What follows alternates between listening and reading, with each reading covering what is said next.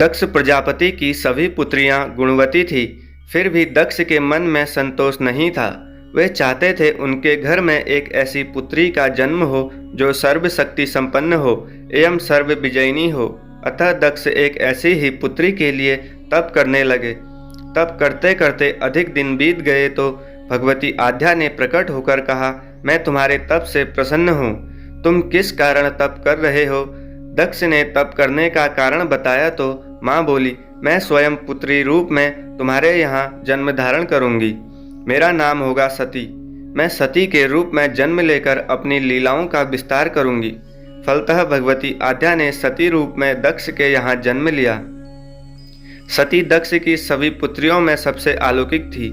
सती ने बाल्यावस्था में ही कई ऐसे अलौकिक आश्चर्यचकित करने वाले कार्य कर दिखाए थे जिन्हें देखकर स्वयं दक्ष को भी विस्मयता होती रहती थी।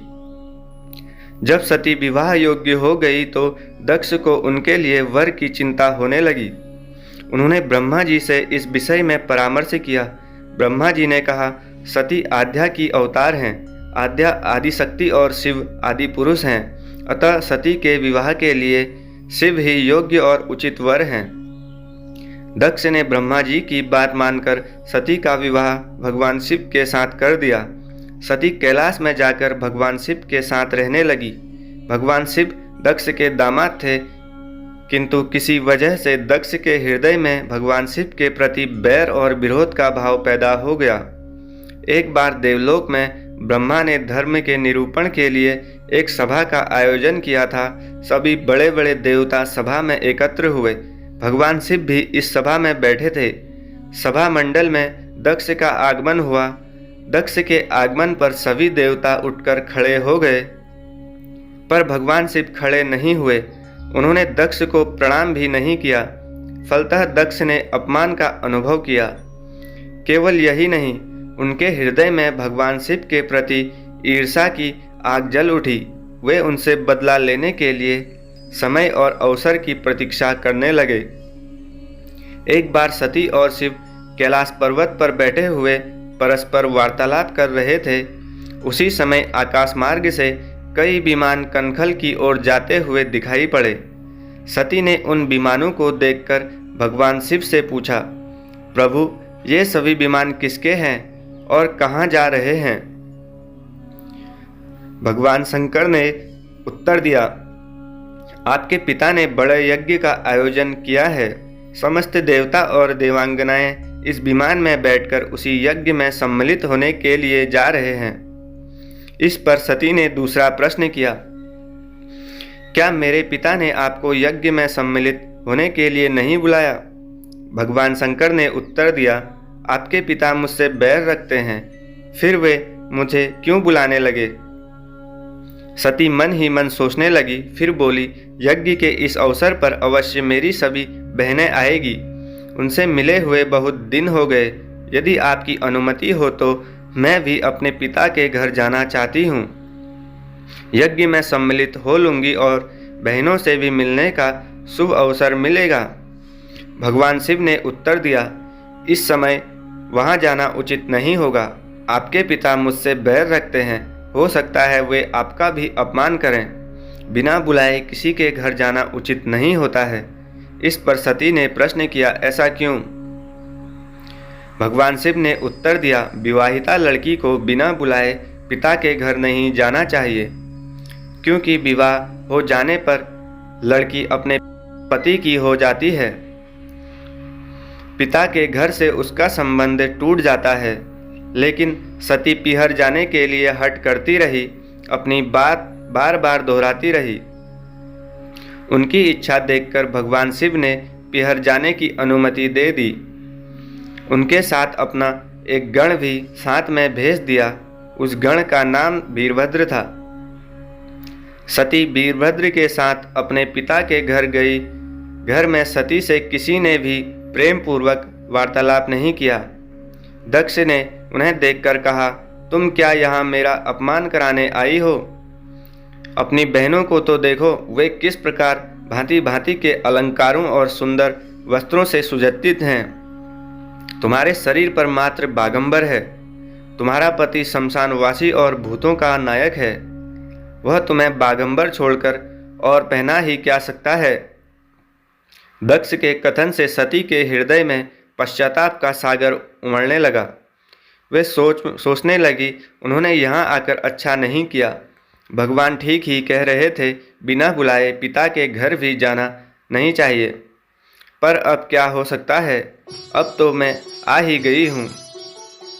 उनके कटु और अपमानजनक शब्द सुनकर भी सती मौन रही।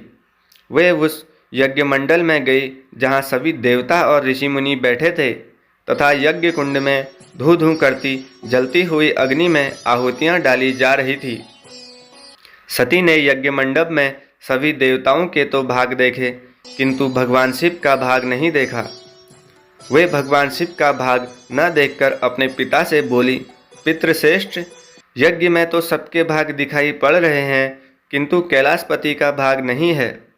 आपने उनका भाग क्यों नहीं रखा। दक्ष ने गर्व से उत्तर दिया, मैं तुम्हारे पति शिव को देवता नहीं समझता। वह तो भूतों का स्वामी, नग्न रहने वाला और हड्डियों की माला धारण करने वाला है। वह देवताओं की पंक्ति में बैठने योग्य नहीं है, उसे कौन भाग देगा। सती के नेत्र लाल हो उठे, उनका मुखमंडल प्रलय के सूर्य की भांति तेजोदीप्त हो उठा। उन्होंने पीड़ा से तिलमिलाते हुए कहा, ओह, मैं इन शब्दों को कैसे सुन रही हूँ। मुझे धिक्कार है। देवताओं, तुम्हें भी धिक्कार है। तुम भी उन कैलाशपति के लिए इन शब्दों को कैसे सुन रहे हो, जो मंगल के प्रतीक हैं और जो क्षण मात्र में संपूर्ण सृष्टि को नर्स करने की शक्ति रखते हैं। वे मेरे स्वामी हैं। नारी के लिए उसका पति ही स्वर्ग होता है। जो नारी अपने पति के लिए अपमानजनक शब्दों को सुनती है, उसे नरक में जाना पड़ता है। पृथ्वी सुनो, आकाश सुनो और देवताओं तुम भी सुनो। मेरे पिता ने मेरे स्वामी का अनादर किया है। मैं अब एक क्षण भी जीवित रहना नहीं चाहती। सती अपने कथन को समाप्त करती हुई यज्ञ के कुंड में कूद पड़ी। जलती हुई आहुतियों के साथ उनका शरीर भी जलने लगा। यज्ञ मंडप में खलबली पैदा हो गई, हाहाकार मच गया। देवता उठकर खड़े हो गए। वीरभद्र क्रोध से कांप उठे। वे उछल उछल कर यज्ञ का विध्वंस करने लगे। यज्ञ मंडप में भगदड़ मच गई। देवता और ऋषि मुनि भाग खड़े हुए। वीरभद्र ने देखते ही देखते दक्ष का मस्तक काटकर फेंक दिया। समाचार भगवान शिव के कानों में भी पड़ा। वे प्रचंड आंधी की भांति कनखल जा पहुँचे। सती के जले हुए शरीर को देखकर भगवान शिव अपने आप को भूल गए। सती के प्रेम और उनकी भक्ति ने शंकर के मन को व्याकुल कर दिया। उन शंकर के मन को व्याकुल कर दिया जिन्होंने काम पर भी विजय प्राप्त की थी और जो सारी सृष्टि को नष्ट करने की क्षमता रखते थे। वे सती के प्रेम में खो गए, बेसुध हो गए। भगवान शिव ने उन्नत की भांति सती के जले हुए शरीर को कंधे पर रख लिया। वे सभी दिशाओं में भ्रमण करने लगे। शिव और सती के इस अलौकिक प्रेम को देखकर पृथ्वी रुक गई, हवा भी रुक गई, जल का प्रवाह ठहर गया और रुक गई देवताओं की सांसें। सृष्टि व्याकुल हो उठी। सृष्टि के प्राणी पुकारने लगे, त्राहिमाम त्राहिमाम। भयानक संकट उपस्थिति देखकर सृष्टि के पालक भगवान विष्णु आगे बढ़े। वे भगवान शिव की बेसुधी में अपने चक्र से सती के एक एक अंग को काट काट कर गिराने लगे। धरती पर 51 स्थानों में सती के अंग कट कट कर गिरे। जब सती के सारे अंग कट कर गिर गए तो भगवान शिव पुनः अपने आप में आए। जब वे अपने आप में आए तो पुनः सृष्टि के सारे कार्य चलने लगे। धरती पर जिन 51 स्थानों में सती के अंग कट कट कर गिर गए थे, वे ही स्थान आज शक्तिपीठ माने जाते हैं। आज भी उन स्थानों में सती का पूजन होता है, उपासना होती है। धन्यता शिव और सती का प्रेम। शिव और सती के प्रेम ने उन्हें अमर और वंदनीय बना दिया। मित्रों, आपको ये कहानी कैसी लगी? अच्छी लगी तो वीडियो को एक लाइक कर दीजिए और चैनल से जुड़ने के लिए चैनल को सब्सक्राइब कर लीजिए। धन्यवाद।